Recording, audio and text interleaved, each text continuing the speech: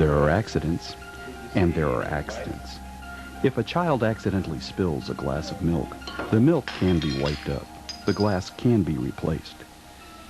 But if a child accidentally shoots another person, that person can't be replaced. The United States Department of Justice recently reported that 4,200 Americans under the age of 19 die from gunshot wounds every year in the U.S., and another 12,000 are critically wounded. Simply ensuring that guns are not accessible to unsupervised children could have prevented many of these tragedies. This video is about reducing the chance someone you love may be injured or die from an accidental gunshot wound. The U.S. Department of Justice estimates there are nearly 6 million households with guns and children, and about 11% of those households leave their guns loaded and unlocked. That's 660,000 potential accidents just waiting to happen. And that's not all. Nearly half of those 6 million homes have guns that are unloaded, but still accessible to children. I found my sister on the floor with a gun, by her hand, and she had shot herself.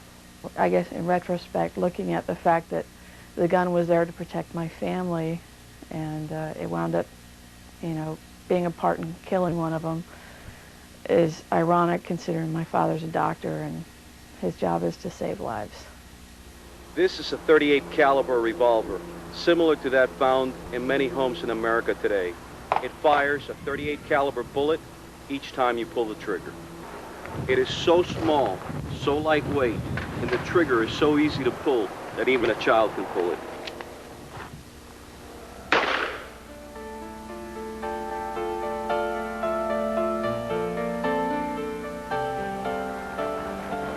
This is the Palm Beach County Trauma Hawk, arriving at St. Mary's Hospital with the victim of a gunshot that, more often than not, could have been prevented.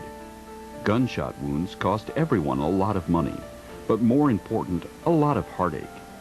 This surgical team is battling to save the life of a person hit by just a small piece of metal, a single bullet. Dr. Lawrence Lautenberg is the Director of Trauma and Critical Care at Memorial Regional Hospital in Hollywood, Florida. He's a general and vascular surgeon and has treated many gunshot wounds over the years. The wounding capabilities of bullets are tremendous as far as the velocity, the force, the foot-pounds of energy that are discharged. And certainly when they pass through a patient's body, we have to realize that these bullets can injure organs beyond repair sometimes, beyond repair. Here's a picture of a gunshot wound to a hand. This is a child who picked up a handgun, was playing with it. It fired and discharged into his wrist. And you can see here the tremendous damage that it has done to his left wrist. Just as an aside, if this child was a baseball player, a pitcher or a catcher, he's probably not going to be playing baseball anymore. And this can absolutely affect lifestyle. Here's a picture of a child who was hit with a pellet gun, and people don't understand that even BB guns and pellet guns can wound people. This is a close-range pellet gun injury on the abdomen. You can see the umbilicus, or the belly button as we call it, and you can see the shattering of the pellet as it goes through the pelvis and shatters the pelvis and injures organs within the abdominal cavity. Finally, here's a picture of a young child who is sitting at his father's bed after he found a gun underneath the bed. He accidentally discharged the gun and it entered his left lower extremity on the inside just above the ankle. You can see the entrance wound and you can see how the bone has been fractured. Here's an x-ray showing the pieces of the bone, a very, very devastating tissue wound. This child will have a very hard time rehabilitating this extremity. So, how do you prevent these accidents from happening? Use good, common sense rules for gun safety. Never point a gun at anything you don't intend to destroy. Always point the gun in a safe direction and keep your finger off the trigger until ready to shoot. Load the gun only when you are ready to use it. Make sure you know how to check and make sure a gun is unloaded. If you don't know how, seek help from someone who does. Parents, talk to your children about what to do if they come across a gun. Teach them to stop what they are doing. Not touch the gun. Leave the area. Tell an adult. This is not a point you need to make just once. It should be often reinforced in a positive, non-threatening way as your child is growing up.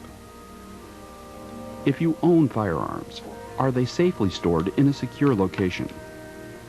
Could a child gain access to them without your knowledge?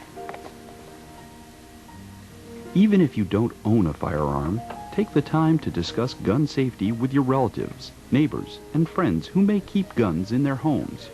For example, if your child is going to visit another home, you might diplomatically explain to the adult in the home that your child is naturally curious. Eric's kind of curious, likes to check out things and get into things. We just need to know if you guys have a gun.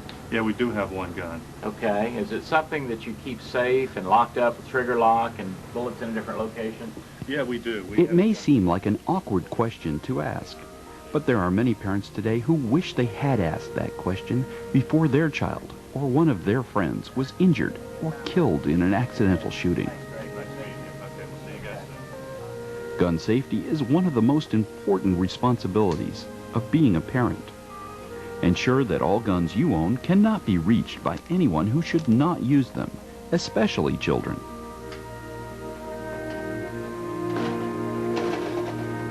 Keep ammunition stored securely where children and other unauthorized persons cannot access it. Parents, talk to your children about guns. Answer their questions openly and honestly. If you don't know the answer, admit it and contact a knowledgeable person for the answer. Make sure your children clearly understand the difference between a toy gun and a real gun, and the difference between pretend and real life. Explain that cap guns, laser guns, and plastic squirt guns are toys, but BB guns, pellet guns, and firearms are not toys and should never be used for play. You know that even with play guns, that you're not supposed to point them at each other. If you allow your children to play with toy guns, use the toy guns to teach safe gun handling. Instruct them to always point the gun in a safe direction, at a target, toward the ground, or up in the air, not at people. Teach them, even when they play with a toy gun, to keep their finger off the trigger until they are ready to shoot. There are many ways to secure firearms in a home. Long guns can be secured with a cable lock through the receiver action. The firearm can be secured to a stationary object. In this example, an eye bolt firmly anchored to the wall with a cable lock through the receiver action. There are many ways to securely store handguns. In this case, a cable lock is used through the receiver and frames. Handguns can be securely locked to a stationary object, and it's done with a simple padlock you can purchase at a hardware store.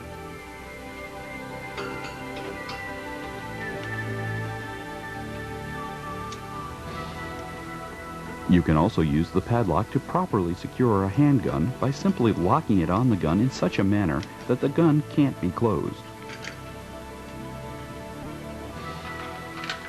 A long shaft bicycle lock works well on magazine-fed guns.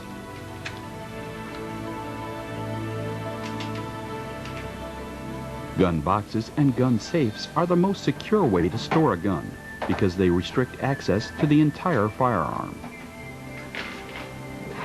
This may be the best system, but nothing is 100% guaranteed.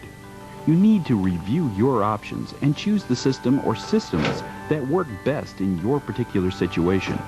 The goal here is to increase the safety of our children.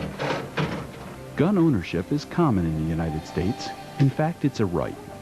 The vast majority of gun owners are responsible in the ways they store their firearms, but may have overlooked the value of a simple gun lock in preventing a tragic accident.